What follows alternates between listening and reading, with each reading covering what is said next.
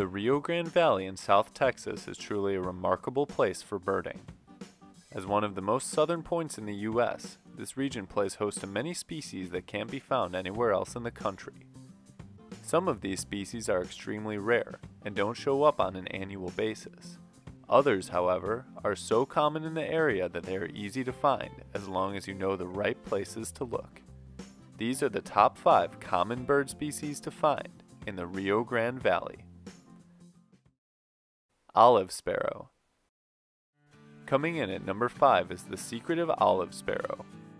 Olive sparrows can be identified by their greenish yellow wings and tail, overall grayish body, and brown stripes on their face and head. While these sparrows may not look like much at first glance, they are actually quite fascinating. Olive sparrows land at number 5 on our list, due in part to the fact that South Texas is really the only place in the United States to find them. Even though this species is common in the Rio Grande Valley, they can be tricky to actually see, as they prefer to stay low to the ground, foraging for seeds and small invertebrates to eat, often in thick cover. To get a nice unobstructed view of this skulky sparrow, the best course of action is to find a bird feeding station and wait for a while. Eventually, an olive sparrow may come into view. The olive sparrow earns the number 5 spot on our list due to the fact that while they are sometimes hard to get a clear look at, they are in very high numbers in South Texas, making them almost a guarantee to find with enough patience. Great Kiskadee.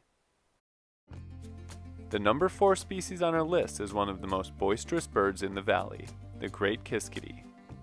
Great Kiskadees are in the flycatcher family and can be identified by their thick bill, bright yellow underside, black and white striped head, and chestnut-colored wings.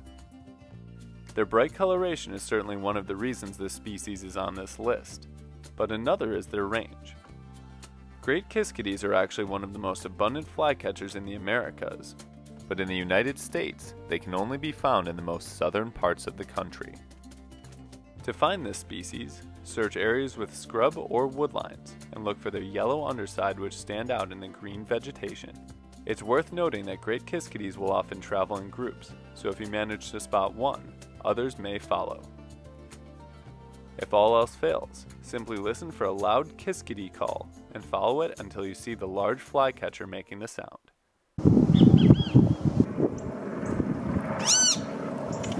The Great Kiskadee makes it onto this list due to the fact that for a beautiful bird species, they are so incredibly common in the Rio Grande Valley that they are a virtual gimme when birding there. Plain Chachalaca. At number 3 on our list is one of the most unique birds in the valley, the plain Chachalaca. Plain Chachalacas don't quite fit into the same family group as other similar looking birds, and are in fact the only Chachalaca species found in the United States. With a grayish-brown back and tail, lighter brown underside, and a body shape that resembles a peacock mixed with a turkey, Chachalacas not only look different than other birds in the Galliform family, but also act different, as they spend time in trees as opposed to on the ground. The plain Chachalaca's range barely makes it into the United States, which is a major reason this species finds itself at number 3 on our list. Even though the range in the country isn't expansive, these birds can be easy to find if you know where to look. Many of the state parks and wildlife refuges that feed the birds daily draw in reliable groups of these quirky birds that can get quite accustomed to humans being near. The plain Chachalaca gets the number 3 spot on our list due to the fact that it is so unique among United States birds and can only be found in the Rio Grande Valley. Altamira Oriole. One of the most beautiful colored birds in the valley, adult Altamira Orioles are bright orange with a black back and wings, along with a black mask. They have a white wing bar and a characteristic orange marking on their shoulder that helps separate them from other similar Oriole species. Juveniles look similar to the adults, but with a more yellowish base color and gray wings. The Altamira Oriole takes the 2nd spot on the list, because while the spectacularly colored bird's range in the US is minuscule, in that range they can be found quite readily. These flame-colored birds feed mostly on insects, fruit, and nectar, so feeding stations with citrus fruit and hummingbird feeders are great places to see them. Their beautiful look, along with their abundance in the valley, lands this desirable bird species the number 2 spot on our list. Green jay. At number 1 is a species synonymous with South Texas, the green jay.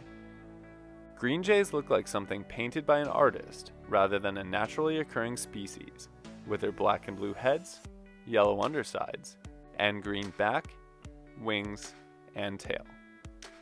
The beauty of this species is certainly one of the reasons they've earned the top spot in this list, but another is their charismatic personalities. Green jays typically move around in small groups and are extremely adept at mimicry, often imitating hawks and other bird species. They are also one of the few North American birds documented using tools, as they are known to pry bark off trees with sticks to find food.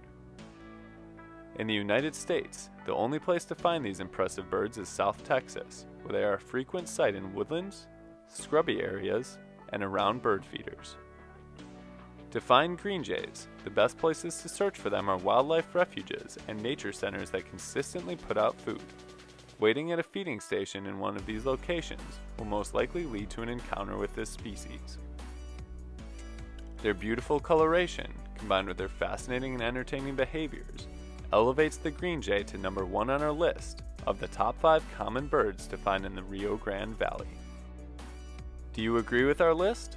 Are there other birds you would put at the top? Let us know in the comments below. And as always, thanks for watching. We'll see you next time on Badgerland Birding.